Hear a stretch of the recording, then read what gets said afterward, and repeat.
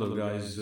As I promised, I would share with you how to calculate per mile your company expense. So I'm going to go over with one truck, which is if you're running a company, it's pretty hard to deal with one truck unless you are the owner operator and you are sole driver. And the biggest expense is the two things are the diesel, the cost of fuel, and the second is the insurance. And another one major expense is the maintenance. It's not just piece of cake on a $250,000 equipment. The first thing, what I'm going to do, I'm just going to go over basics of it and leave it up to you to see all this. All everyone is different, and it depends where you drive and how you drive and.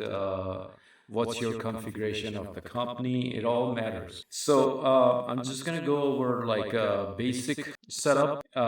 One truck, your own authority, and you are the one who are either you're getting a load from someone to book for you, or you book your own load. Either way, there is expense attached to it. But this setup, which I'm going to go over with you, is just going to be one-on-one. There are many ways you could run your company. Is either you could do sole proprietary and do everything yourself, or you can use your truck and attach it to a larger company, which is Warner Express or JB Hunt, Landstar. These companies have a setup which is driven towards owner operators. Not necessarily that they're gonna make you survive. It's just that they have optimized that how much money they can get out of you. If you're not gonna survive, so how they gonna make money? So that's where the optimization is. That they have set up a point where if you go down, you live large. If you go up beyond that expense, you're done. So they are the most expert in using the owner operators. PAM is another one, and there are plenty of them. You'll see them on a road like Western Express. Them a lot of new people go to Western Express, and they have like a very attractive lease program. I have not seen many people who are like happy with it, but it all depends on what you are trying to get out of it. So let's go over the first thing is the diesel cost, the fuel. So let's say today I was checking the diesel cost is $3.85 per gallon. I mean, even though my truck can get 7.6, 7.8 mile to gallon, but just calculate that into 7 miles per gallon. Don't estimate to the best fuel economy you can get out of your truck. So let's say 7 miles to gallon, and if you are running a company, it's very hard to survive without having 10,000 miles. If your wheel is not turning at least 10,000 miles, it's going to be tough on you. So let's say weekly you're running 2,500 miles. So if you divide that by 7, and then 7, that gives you the amount of gallons your truck will need. And if you multiply that by 387, that gives you 1375. That's your weekly cost, fuel cost for the week. And let's go over to the insurance. Insurance varies on different setups, different people's insurances. If you have clean license and you have like 6 to 7 years experience, you can probably get easily like around $1,000 a month. So let's say the bad companies I've seen their insurance is $1,800 to $2,000, which is kind of ridiculous for 1 month because they usually do illegal practices and hire people with not going into deep analysis and requirements. So their insurances, I've seen that high. So if you set up your company's outfit saying that minimum 2 years experience and then no DUI or anything, no speeding ticket, no accident, and you should have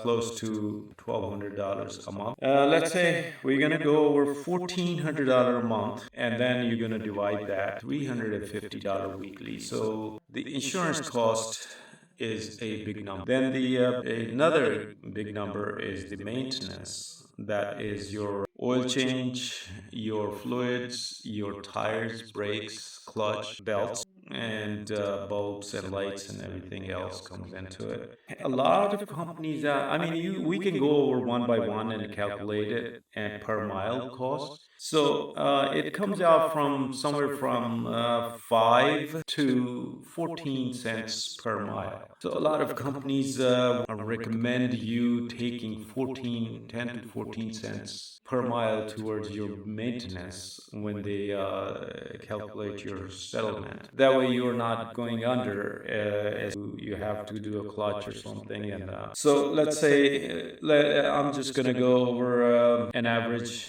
number for like 7 cents per mile. Let's say be conservative. And then you have a monthly payment, which is if you have paid off your truck, it doesn't matter. It's still depreciation is still there. So when you have a brand new truck and you're running it, making a payment, the truck is being depreciated because after 5 years your warranty will be out, and nobody wants that unless you are like me, who's a technical expert on automotive and all that, and then you know exactly what to do, when to do, and how to beat the odds. So let's go over the monthly payment. $2,100 is kind of sweet spot. You don't want to go over it. If you go over it, you're gonna have a hard time surviving if you have downtime. So what you need to do, you need to stay below 2,000. Let's say if you do have a decent truck and it comes out 2,100 and you didn't put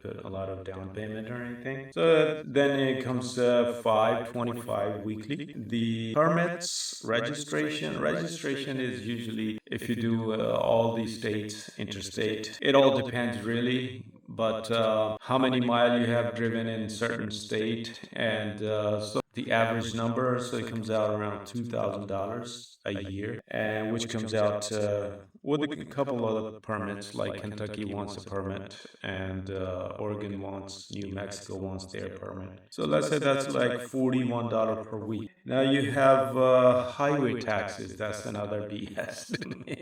I mean, once you pay your registration and everything else, and now you gotta pay the highway taxes and UCR, not just that. So anyway, let's say look at the highway taxes, and then they want you to pay IFTA, and IFTA is the international fuel tax. I don't understand why we have to do that, but let the states figure that out instead of I have to calculate all my miles in certain state and then multiply that with my truck's average and how much fuel should I have bought from there and how much tax was applied on that price. So I have to, if I paid the price of the tax while I was buying the fuel, then it's okay. But if I didn't buy the fuel, then I must pay the tax because I drove through that interstate. And this is crazy, but yeah, they do have that. Pretty dumb. But that comes out around $21 per week. That's the highway taxes and if let's say 20, 25, something like that. So I'm just going to write $21 per week. Then you have tolls and bridges and all that. I have seen my coming out somewhere from 200 to 600 if I was running hard. It came out pretty hard. Just go over George Washington is $100. So if you go like every day, over the George Washington, I mean, you're spending $500 right there. That's just the bridge, not calculating turnpike and other areas. So then you have, I estimate $400, including the turnpike and all that. Then you have telephone, fax, internet, and everything else. That let's say about 175 per month. So if you do that for weekly, that would be $43 per week. Then you have logs, pre-pass, e-log, and inspections, this and that. So that's about $9 a week. Then you have parking. That's a very important part. You need to look for a place where you can hook up with the people, where you can easily figure out the repairs, maintenance, and safety, security, and all that. And that's important. So that would be parking. I have seen there's people who charge you $100 a month, and then there are people who charge you $250. I have seen that going a little over that, but that is, I think that's going crazy. That would be $37.50. Let's say I average $150 a month. So that would be $37.50 weekly. Then you have a driver's file. That's very important. That your driver's record is important. God forbid anything happens, your driver is number one to blame on. So what do you need to do? You keep a good record of it, that when we did the medical test, when we did the drug test, and then if you are running your own mom and pop shop, then you have to join a consortium which pulls for drug tests, and they say it's supposed to be randomly. It's not supposed to color based or any kind of thing back there. But let's say drug test and medical costs about 100 some dollars, 125. Sometimes some doctors may charge you $95. Let's say the average cost to drug test and medical test $300 a year. That comes out about $625 weekly. Then you have UDIA membership and TVC. It's recommended that you stay connected with, even though they are all politically inclined. UDIA and TVC. I had TVC and I still got burnt. They gave me a lawyer, which was like I don't know where he came from, but there's other trucker unions, lawyers unions, which is like American Legal Trucking Association, and there are a bunch of others. They charge you a lot less, and they guarantee that you're and you are not a bad guy constantly doing things, and so you're going to be safe. I've seen people making actual mistakes. I know that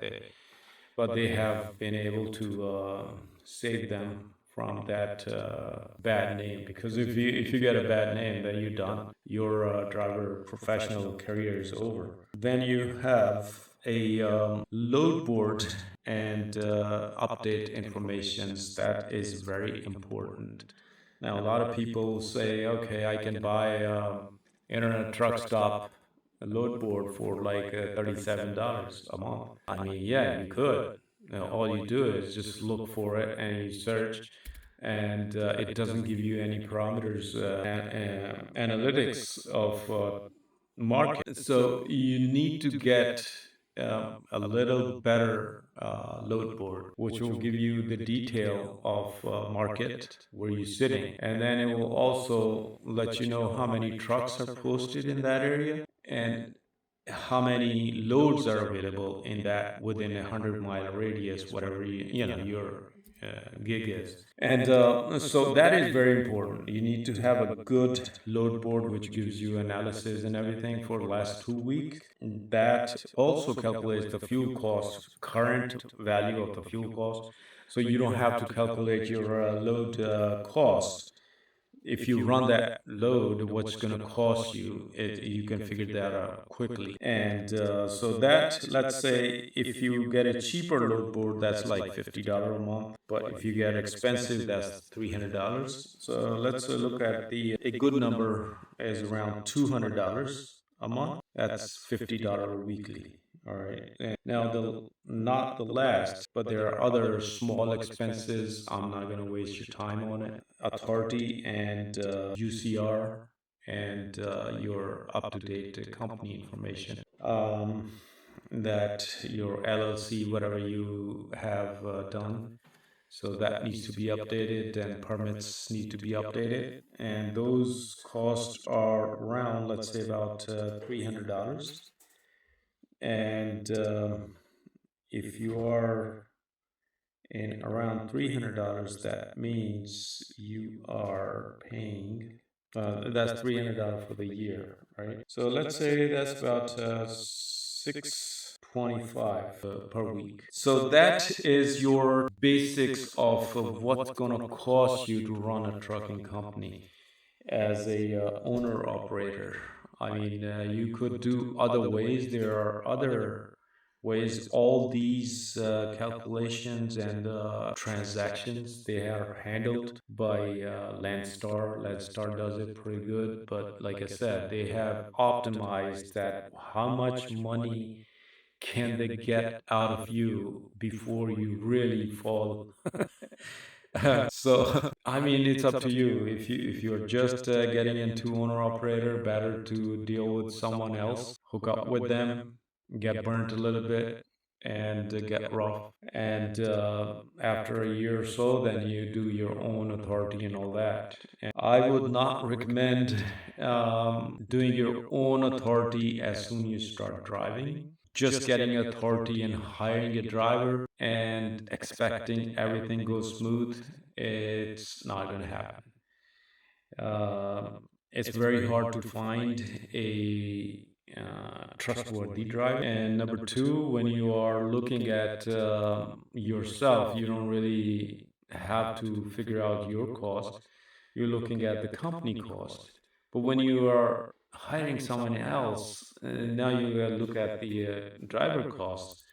If you're gonna hire a driver, you're gonna pay him about $2,500 a week. I mean, there are people who hire drivers less than that. Like I said, they are like driver, they are steering holders. They are not a real professional drivers.